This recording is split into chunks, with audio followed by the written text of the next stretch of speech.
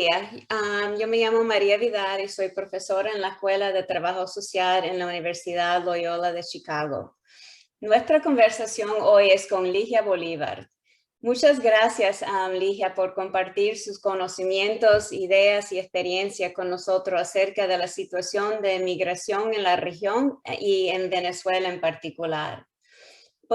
Podemos comenzar por presentarte y hablar un poco de sus conocimientos y experiencias sobre la materia de migración.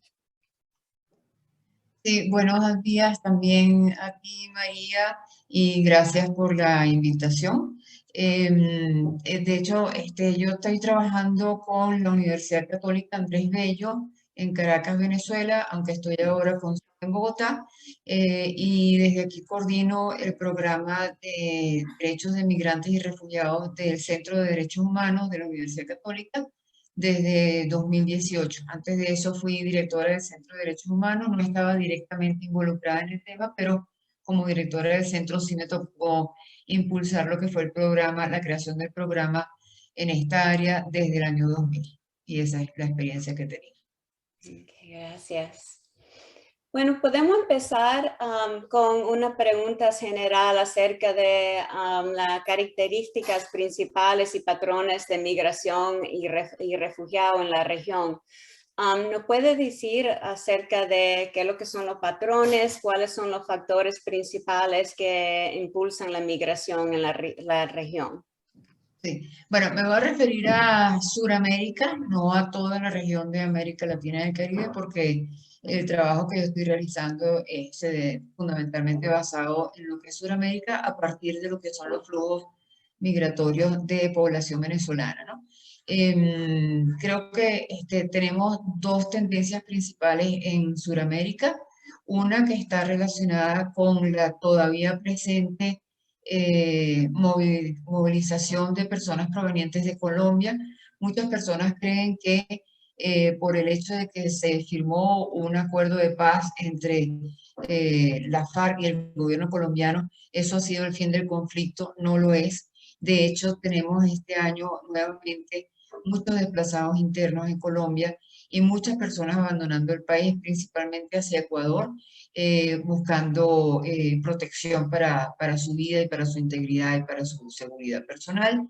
Y el otro flujo que tenemos, pues, que es mucho mayor, ya desde hace 5 años aproximadamente, es de personas provenientes de Venezuela, que están saliendo, al principio salían por medios convencionales, aéreos o terrestres, pero por un transporte, digamos, formal, salían con documentos, eran personas que estaban saliendo también con buena formación académica y ciertos recursos económicos, y esto ha ido bajando poco a poco. Cada vez la población que está saliendo de Venezuela lo está haciendo en peores condiciones y eso tiene un impacto general en toda la región porque los países han tenido que absorber una población que tiene muchísimas carencias en lo social, en lo económico, en temas de salud, en temas de alimentación. Entonces, estos son los dos grandes, diría yo, flujos migratorios del continente, de Sudamérica. Hay otros menores que tienen que ver todavía con una población haitiana que sigue saliendo periódicamente, y con alguna llegada de población desde países de África, y en menor de medida también de Siria, pero son mucho más pequeños en comparación con la dimensión de lo de Venezuela, que es enorme, y con lo de Colombia, que es sostenido a lo largo de los años. Ok, gracias. ¿Puedes hablar un poco acerca de algunos de los desafíos principales que enfrentan los migrantes y refugiados en la región de Sudamérica, en particularmente enfocándote en los migrantes o refugiados colombianos y venezolanos? Sí, yo creo que el desafío principal en el caso de la población colombiana es que se entienda que el fin o sea, que la firma de los acuerdos de paz no ha significado el fin del conflicto. Hemos visto incluso en España una reducción significativa de reconocimiento de la condición de refugiados a población colombiana. Y creo que tiene que ver con eso, tiene que ver con que se cree que la firma de la paz ha sido el fin del conflicto y como decía ya anteriormente, no es así. Y siguen saliendo personas con necesidad de protección internacional y estamos frente a una situación muy delicada de lo que es la persecución y asesinato de líderes sociales en toda Colombia. Entonces, ese creo que es un gran reto. En relación con la población venezolana, de nuevo, tenemos el problema de que no se ha reconocido que son personas con necesidad de protección internacional. El trato que se le da a la población venezolana es de migrantes.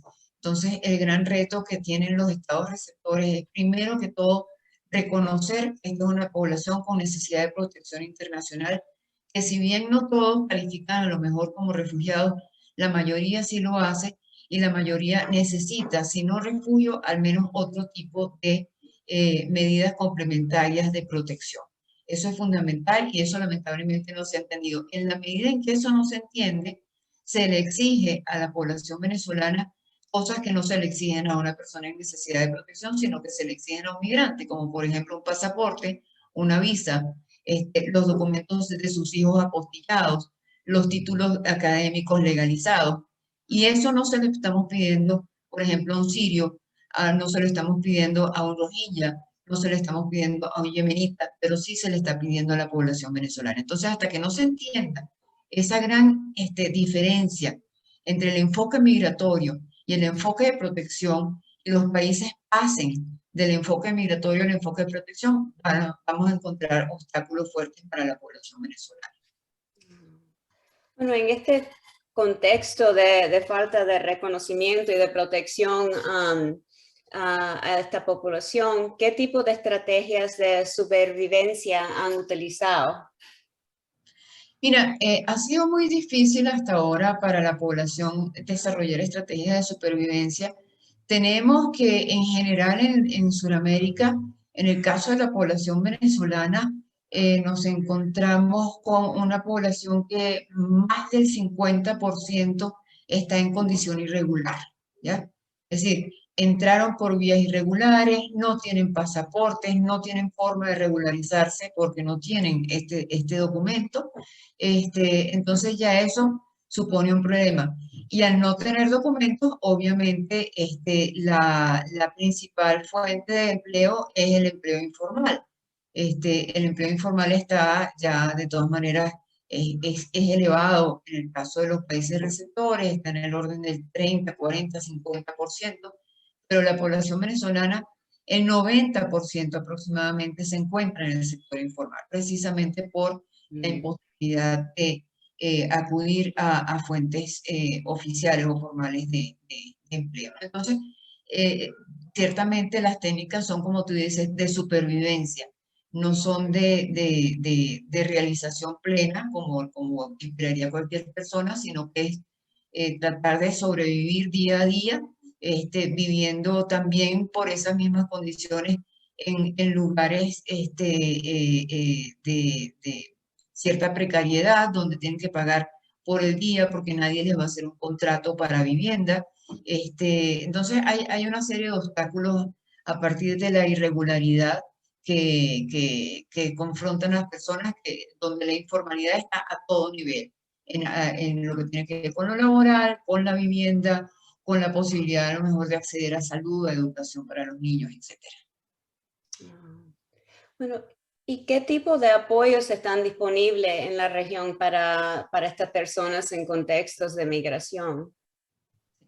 Bueno, yo dividiría los apoyos en dos grupos, ¿no? Los estructurales o formales y los de carácter más social. En lo que tiene que ver voy a empezar por lo segundo, lo que tiene que ver con el carácter social, las redes de apoyo son limitadas, existen pero son limitadas, ¿no? En cuanto a que en algunos países, como es el caso de Colombia, y también en el Cono Sur, en Argentina, por ejemplo, el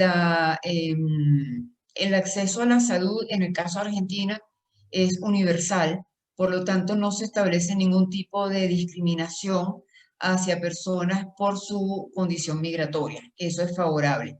En el caso de Colombia no existe esta disposición de universalidad del derecho a la salud porque se ve la salud como un servicio y no como un derecho en general, en la Constitución está así, pero al menos la Corte Constitucional ha ido avanzando en algunos conceptos que han llevado a determinar que para la población migrante que no tiene documentos, que está en situación de irregularidad, la atención de emergencia, de urgencia, no se puede negar, ¿ya? Entonces, eso es un cierto avance, pero el debate sigue estando en qué es una emergencia, qué Mm. es una urgencia. ¿Ya? Si una urgencia es porque en ese momento me atropelló un carro, me arrolló un vehículo, y se me quebraron muchos huesos y entonces pues tengo que entrar a una emergencia porque sí, o si una emergencia es una persona que salió de Venezuela en medio de la crisis humanitaria porque no conseguía un tratamiento para VIH. Y eso está pasando.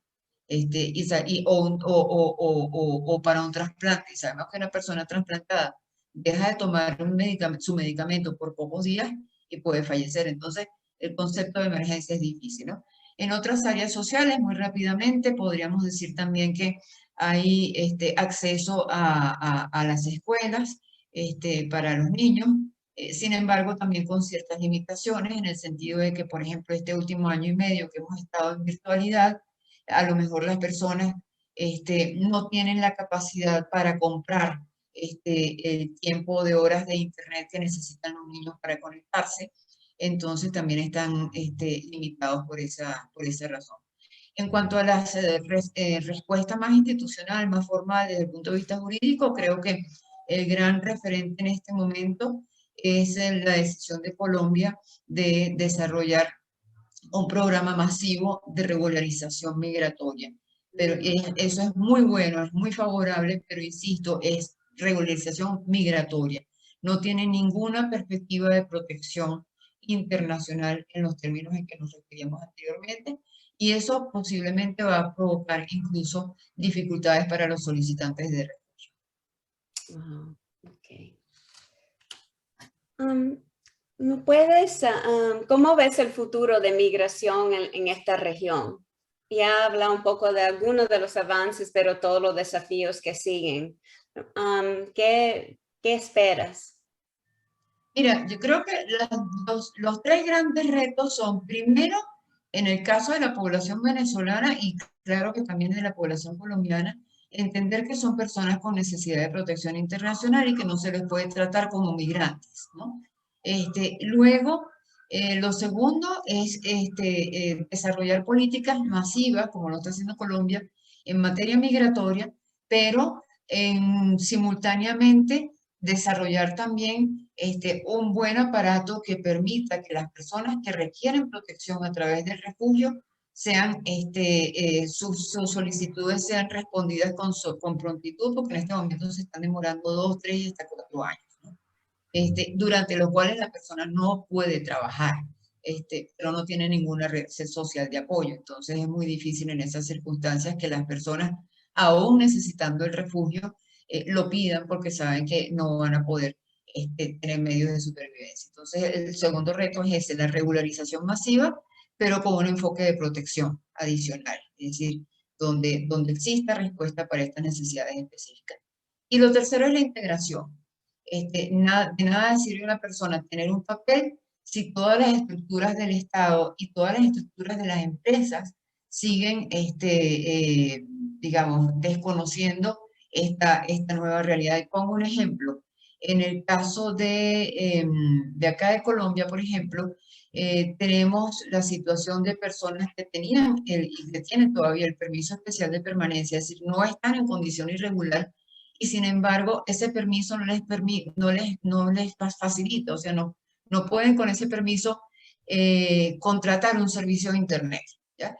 Entonces, año y medio en virtualidad, hay personas que pueden ser profesionales, que podrían trabajar desde su casa, que podrían seguir produciendo, pero no lo pueden hacer porque o tienen limitaciones porque dependen de un vecino, de un amigo que les permita la conexión, porque no pueden contratar los servicios directamente, porque ese permiso especial no les da plenos derechos de acceso a todo. Entonces, también es como un llamado de atención al sector comercial y empresarial, que vean a la población venezolana como potenciales clientes, porque si se les da esa oportunidad, van a ser consumidores que además van a aumentar las ganancias y la actividad económica y comercial de los países en los que se encuentran.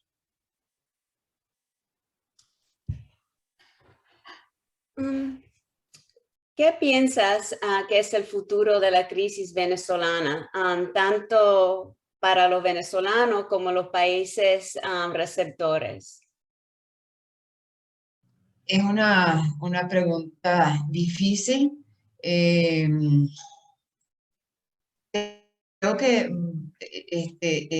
caemos en el terreno de la especulación, porque la situación política de Venezuela es muy incierta, debido a que tenemos un gobierno que insiste en aferrarse al poder, una oposición que quisiera otro tipo de salida, pero ni uno ni el otro se ponen de acuerdo para buscar una opción que favorezca a la población, que es lo más importante. Es decir, lo que pareciera estar como primer punto de la agenda es quién se queda con el poder, pero no cuáles son las necesidades de la población. Tenemos más de 5 años en una emergencia humanitaria compleja que sigue expulsando personas de Venezuela, y lo que estamos viendo es que, en primer lugar, ese flujo va a continuar.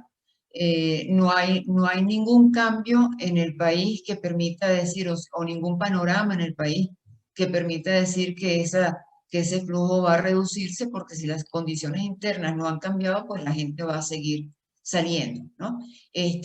Y por otro lado, una vez afuera, las personas la tendencia a permanecer fuera del país se está incrementando. Lo que se llama la vocación de permanencia está aumentando, en la medida en que las personas que están saliendo cada vez ven como tienen menos expectativas de regresar a Venezuela.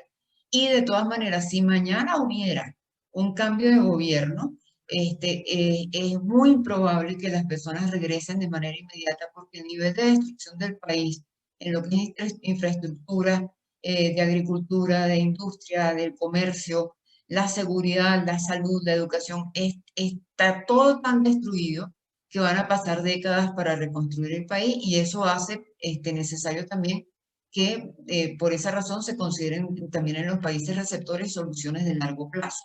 Esto no es a un rato, la gente no salió por un momento, la gente salió para quedarse por un buen tiempo, o quizás por el resto de sus vidas.